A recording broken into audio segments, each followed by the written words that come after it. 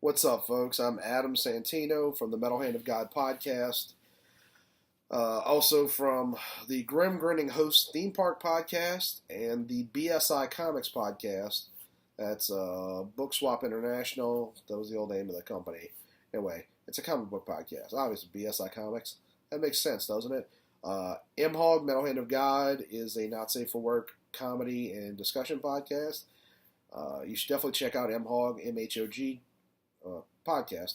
Um, and then Grim Grinning Hosts is sort of the adult alternative to boring theme park podcasts. Definitely check it out. Check all of it out. And then I do this occasionally when I feel like it because I really like film analysis. Okay, so brief non-spoiler section. Star Wars Rogue One, that's what we're discussing today. It's on the YouTube. Fine, it'll say that's what you're looking for. Anyway, yeah, I'm a weird guy. That's how I talk sometimes. So, good film, solid. I'd say a solid B. Not a great film. The critics are all up in arms over it. I've seen some fans saying it's as good or better than Star Wars: The Empire Strikes Back. Absolutely false. It's not that good. It's good, but it's not as good as any of the three original films. It's got some serious structural problems. The first two acts of the film are kind of not boring, but not exactly enticing. They sort of like stumble along. And the third act of the film is fantastic. Third act is great. But it's problematic because you shouldn't have your audience like sort of wondering like, is this it? Which I can't. Obviously, not everyone feels that way. That's how I felt when I was watching the movie. I just sort of went, if this is the movie, like we're kind of in trouble. This isn't worth me going to an opening night showing. But overall, really good film. Highly recommend it. At least to check out. I've heard it's better on a second watching, but the thing is, I really don't feel like watching it a second time right now. I'm sure I will eventually, maybe even before it leaves theaters. But as it stands right now, I don't feel an overall need to go and see it. Unlike Fantastic Beasts and Where to Find Them, which to be fair, I haven't gone and seen again, but I do want to. This movie, when I got out, I was like, that was good, but like that was it. There was no, I don't know, no overall sense of gravity to it. In any case, I think that's all I'm going to say for the non-spoilery section. So if you haven't seen it, go out and check it out. If you're a Star Wars fan, you should.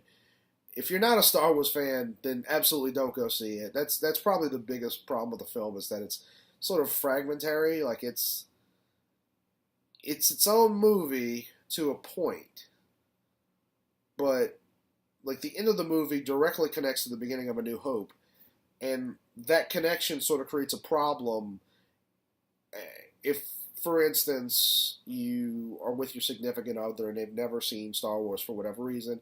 If you're taking them to see that movie, the ending is going to mean nothing to them, because it directly connects to the beginning of A New Hope. That's not a spoiler, by the way. You can't really spoil this movie. There's nothing in this movie that you couldn't sort of guess to some degree or another. So, spoiler wall here. 4 minutes. 4 hours? 4 minutes and 22 seconds in. Okay, so the biggest problem with this movie is, like I was discussing a minute ago, the plot structure. First of all, there really isn't a plot. The movie sort of stumbles along. I believe I was saying that earlier. Until you get to the third act, the climax, and it just doesn't work. It's okay. It's worth watching, but I don't I don't know. I feel like this movie needed a couple of more drafts. But one thing I'm going to say right now, the third act of this movie is what the entire movie should have been about. Structurally, it makes the most sense. Um, there's really no reason to have them finding Galen and them getting the plans to the Death Star be separate entities. Um, it just if you if you rethink this movie and have basically the first act be okay, so just like in the actual movie, Galen Urso gets taken and forced into servitude, working on the plans for the Death Star. Fine, that works. But the rest of the first act of the movie should be them tracking down Jyn Erso and convincing her to help them infiltrate the either the Death Star or Scarif, the actual set place for the third act of the movie. Either one. And the rest of the movie should have been like the second act is them infiltrating it, and the third act is them actually getting the plans and trying to get it off of this Empire station. Whether it's the Death Star or Scarif, it really doesn't matter.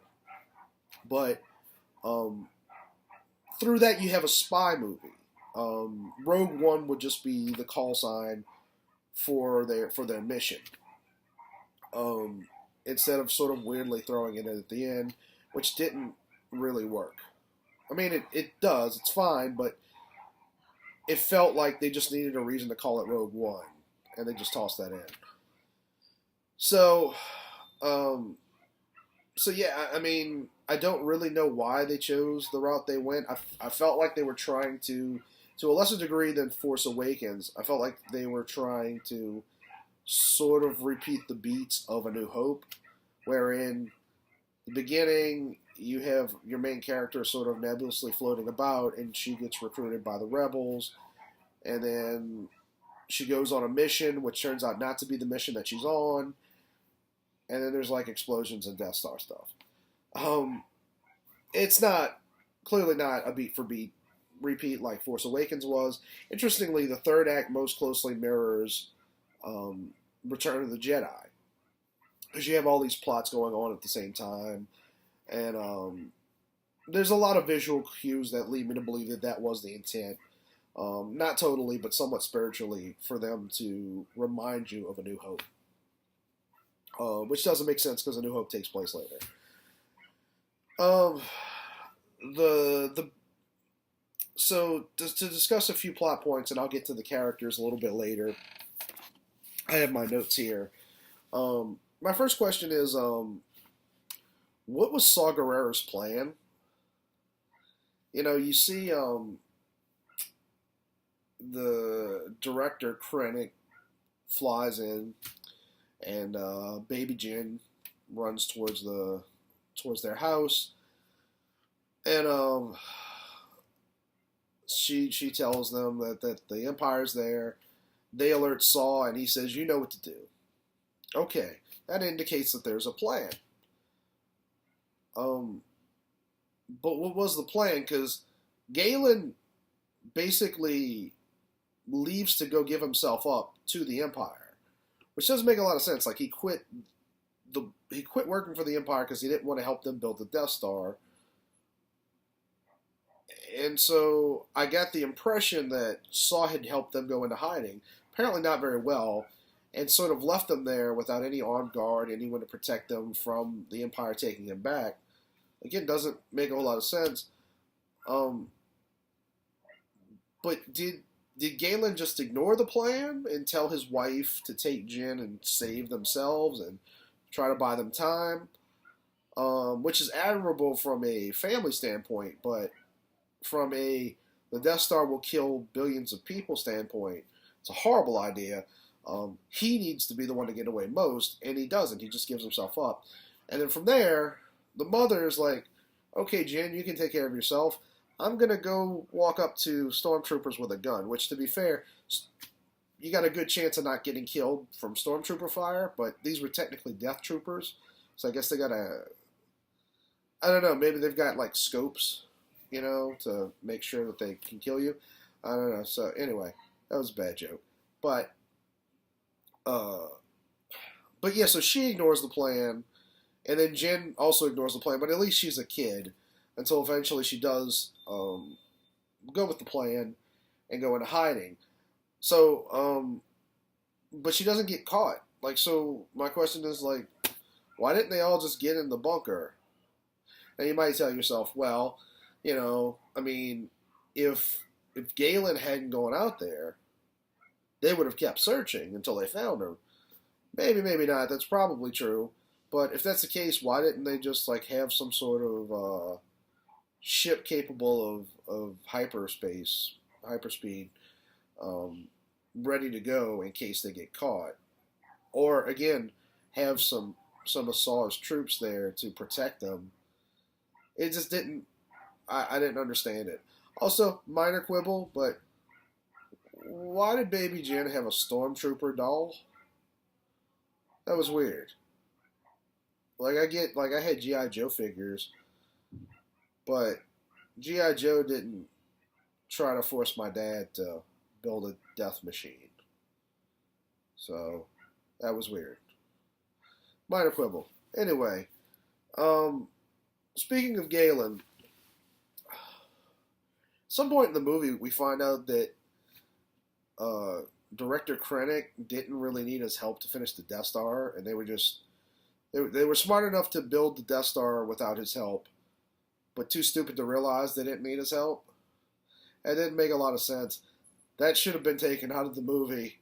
I guess it was meant to sort of give him some credibility as a good person by saying, well, they would have built the Death Star without him, and at least he did some good. But that would have been true whether or not he did help them. And I didn't really understand why he helped them. I mean, I guess he wanted to live more than he wanted to allow other people to live, or no, I guess that kind of makes sense that they would, like if he let them kill him, he wouldn't have a chance to like disrupt the plans. But still, the whole thing's kind of weird. It seemed like a strange thing to bring up. Another question that I have is they refer to Grand Moff Tarkin as Governor Tarkin, but I guess you could argue that he becomes Grand Moff the when the Death Star is full on like christened or whatever they do once they decide that it's fully operational. But this movie takes place like literally days before A New Hope. So does he become Grand Moff Tarkin like 5 minutes before A New Hope starts? It's not. I mean, it's a minor quibble, but it's just confusing. Like they call him Governor Tarkin in Rebels, so I guess that's the connection they're trying to make there. But it makes more sense because of the timeline to connect it to A New Hope than it does to Rebels, which takes place a few years before. So that's weird. I didn't really understand that. I want to talk about the characters a little bit, and the main one that I want to talk about is Jyn Erso. Like I said, the movie's good, but putting the plot problems that I had aside, the movie could have been great, but Felicity Jones, the woman who plays Jyn Erso, is not very good. She's kind of a boring Jennifer Lawrence. In fact, I think I would have been happier if Jennifer Lawrence had been the star of this movie. I don't really understand like what was going on there. She wasn't bad. She just wasn't good. Much like I've discussed several times in this movie. Like it's sort of it's like they were gonna try to make it great, but then went, doesn't need to be that great, right? People like this anyway. I don't know. The rest of the actors in this movie are great. They're all fantastic. But her, and it's not just, it's the actress, but it's also partially the character. if you compare this to The Force Awakens, and I'll say that The Force Awakens is a more enjoyable film, even though I would argue that Rogue One is a better film. Force Awakens is more enjoyable, but there's certain things that Force Awakens gets right, and so if you look at Rey and Finn, they felt like real characters. I'm not a big fan of Finn. I like the actor who plays him, John Boyega, but the character itself is a little too modern and jokey for my taste. It felt like he was supposed to be the Fresh Prince of Grand Moff Tarkin, or I don't know, whatever. You get the joke. Anyway, but with both Rey and Finn, they felt like real characters. Like Rey is trying, her journey is her trying to figure out who she is and sort of find a family for herself. Finn is on a similar journey where he is redefining himself after realizing that he'd been raised in this horrible First Order that was they were just evil. So it felt like they were more on a journey, whereas with Jyn Erso, she's just kind of like a pissy college student. Like, yeah, she misses her dad, but that's about it. There's really not a lot going on there, and that comes across because again, she's the emotional base of the whole film. When Galen dies in the middle of the movie, and by the way, I genuinely thought this movie ended like when that happened. When Galen dies, I was like, is that the whole movie? Was this 2 hours? What? And then I realized Darth Vader hadn't shown up yet, and I was like, oh no, there's another act of this movie. Thank God, because that was, it was like, that was weird. But so Galen dies, and she starts crying and screaming, and normally that sort of thing affects me, but it didn't. Like, I was kind of shocked at how much I didn't care that Galen died. It makes sense as an audience member, because even though Mads Mikkelsen is an interesting actor and he did a good job in the two scenes that he was in, we don't really get to know Galen. Like, we don't emote to him because we don't know him as a person. We know that he's the father of this character. But it's hard to care about the death of a character that you don't really get to know. So for that reason, it requires, like, all the weight of the scene comes down to Felicity Jones making you buy into it and making you sad to see this woman holding her father as he dies. But she doesn't pull it off because she's not very good. Again, she's okay, but I just didn't care when he died. I wanted to. I felt like I should, but it just didn't work. But that's her performance. I mean, I think later on she's given one of these monologues that's supposed to inspire you, like a Bill Pullman, like, "We will not go until the end of the night. We will not stand without a fight," or whatever. I got that wrong. Doesn't matter.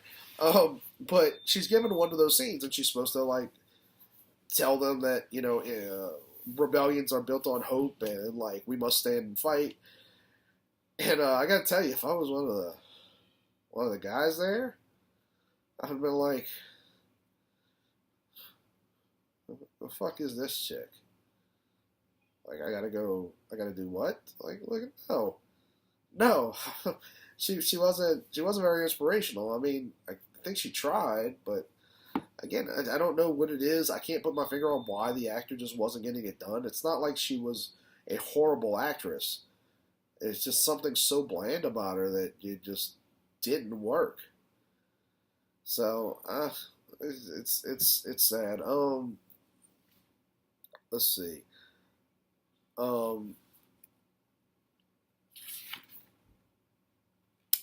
Yeah. I guess that's all for Jyn Erso. So some of the other actors, Forrest Whitaker did a good job as Saw Gerrera. Um, even though I feel like it was a little distracting having Forrest Whitaker as Saw Gerrera because like you're sitting there and you're like, oh, it's like Ghost Dog Vader. Ghost Dog was a movie that he was in. I don't know. These are the jokes, people. Anyway, uh, so yeah, Ghost Dog's there, and you're just like, he does a good job. It's Forrest Whitaker. He's a good actor, but it just felt like they should have went with somebody that you didn't know. Um, but that's not really a complaint. It was just odd for me, and I'm probably in a minority on that.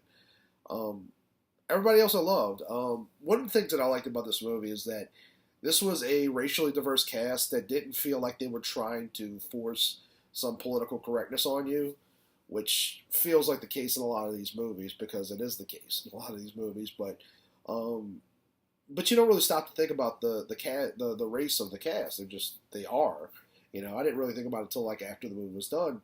Um, but the interesting thing about this one, in terms of race relations, and I want to say in advance, I'm not somebody who beats the drum of racism all the time. I remember when Lisa Lang was complaining about how racist Star Wars Episode 1 was, and I just thought, shut up. Like, they're not Asian. I get it. Like, I get what you're seeing, visual cues and all that, but it's not like, George Lucas wasn't sitting around going, ching chong tang, or something like that's not the intent. I don't beat that drum often, but my second favorite character in this film was super racist. I refer to him as super racist blind Jackie Chan Monk, and that's what I'm going to call him is Jackie Chan Monk because they don't do a very good job of getting the names across for most of these characters. Like Jyn Erso, K2SO, Saw Gerrera, and Cassian Andor, and that's about it. They say those names a few times, so you get it fairly quickly. The rest of the cast, the one guy I just call Pilot. I don't know what his name was. I don't know if they said his name. I just call him Pilot. That might be his name in the movie. I don't know. And then, but Big Gun Guy. I don't know if they said. I don't know if they said Jackie Chan Monk or Big Gun Guy's names once. They might have. But I didn't catch it. I was paying attention. I just didn't catch it. But anyway, super super racist blind Jackie Chan Monk was thank God they made it work. I really like that character. I like the actor. I like the fact that he wasn't a Force user, but he believed in the Force to the point where you felt like the Force was a presence around him. But clearly he wasn't a Jedi. Like he didn't have Jedi skills, or maybe if he did, he had like the tiniest connection to the Force, But I like that. I thought it really worked. I thought it was a great plot element, and the character did work. But the conceptually, it's ridiculous. This is the Star Wars universe. Like, there's no reason for there to be an Asian guy who's blind and a ninja monk. That doesn't. It's very anachronistic. For one thing, those wouldn't have existed for a long, long time later, because a long time ago, far, far, it doesn't matter. Anyway, I like that, but he was my second favorite. My first favorite is K2SO, and I really, really hope someone at Disney realizes how good K2SO was and does a prequel movie to this prequel movie, where K2SO and Chopper are on I don't know, some sort of heist adventure, like a heist movie. I would love that. I really think C3PO and R2D2 have been replaced by K2SO and Chopper. Fantastic. And I was told actually by my friend Hunter on Greg Redding Host podcast that Chopper is in the movie, and I missed it. So I definitely have to re-see the movie just for that. I did like they had they also, what I did notice, they had a shout out. They had a couple of shout outs to Star Wars Rebels. One of them is that the Ghost is in the fleet scene where you see the different Rebel ships, and they at some point in the movie when they were in Yavin 4, they do a little casual shout out where they say General Syndulla, looking for General Syndulla. Syndulla is the last name of Hera Syndulla, one of the main characters in Star Wars Rebels, and she's great. She's one of my favorite Star Wars characters. Um, so I like that. I like the little shout-outs. There were a lot of little Easter eggs for fans. Some of them were overt, seeing R2D2 and C3PO, which I really didn't need to see, but I do appreciate the fact that they're trying to make sure that Anthony, what's his name, that plays C3PO is in every movie. That's kind of cool. But and it didn't hurt the film to have them in there. It was cute. But speaking of like Easter eggs, so one of the weirdest parts for me is they had to recreate Grand Moff Tarkin because the guy who played him died. So and this is technically a Disney film, so they've gotten good at doing the character mappings. You saw it in Ant-Man and Captain America: Civil War. I want to say you also saw it, but so Disney's gotten pretty good at it. And Grand Moff Tarkin, I felt like looked really good. But at the end of the movie, when you see Princess Leia, holy shit, was that scary. That was some serious fucked up, like, uncanny valley shit right there. I did not need to see that. That was far more frightening, than seeing Darth Vader killing people. I don't know what that was. That needed more. They should have cut that out. But Darth Vader really didn't need to be in the movie at all. I think and I predicted that he wouldn't be in much of the movie. I think that was pretty obvious. They weren't gonna. They wanted it to seem like, Darth Vader's the villain in this movie. Of course he wasn't. That's stupid.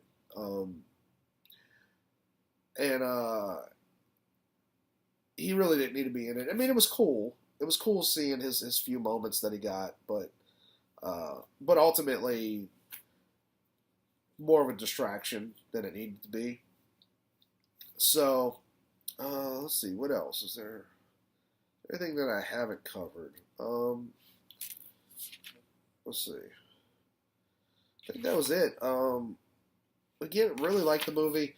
I'm not crapping on it. I just feel like it wasn't as good as it could have been with a little more restructuring, And I really, like, Felicity Jones is not good in this movie. I want to like her, but like I said, like, there's not a lot to the character, and the actress just doesn't pull it off. And that's easily the biggest hindrance to this movie. Like, I can deal with the plot problems, but if she, as the base of the film, was stronger, it really could have carried those, the first two acts. And it didn't. It took her inability took from the moments that are most supposed to affect you. So, yeah, I guess that's about it.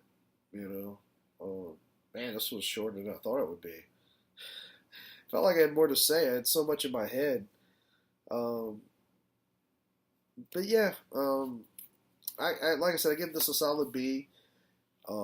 It's a better film than Force Awakens, but I'd rather watch Force Awakens again than this. So yeah. So check out my other works. Grim Grinning Host is actually going to have a Star Wars Rogue One special that's going to be airing probably Sunday. This is December 17th. It's either going to be December 18th or December 19th, which is a Monday. It'll air one of the two. But go check us out. Grim Grinning Host, if you're a theme park fan, definitely go check us out. Like I said, it's a little more adult nature, and we eschew the news and rumors format that's normally done. It's not done like that. So it's fun, and Metal Hand of God is my baby. It's a far better show than it has any right to be. I don't know what that means. But please check out Metal Hand of God podcast. Get the word out.